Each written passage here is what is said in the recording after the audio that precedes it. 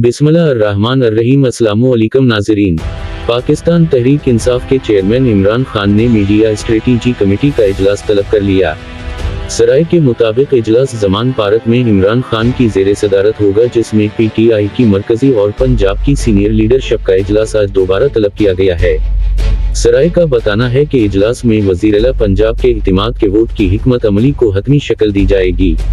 इसके अलावा वज़ीर-ए-आला परवेज़ इलाही से मुलाकात करने वाली कमेटी आज इमरान खान को बरीफ करेगी।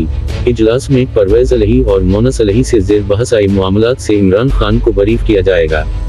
दूसरी जानिब चेयरमैन PTI इमरान खान ने पार्टी के अरकान कौमी असम्बली का इजलास भी तलब कर लिया है। फवाद चौधरी ने बताया कि इजलास 28 दिसंबर को KP हाउस इस्लामाबाद में होगा।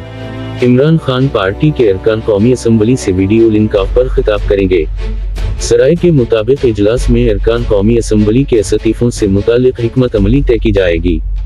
नाज़रीन, अपना ख्याल रखिएगा। खुदा हाफिज। पाकिस्तान जिंदाबाद।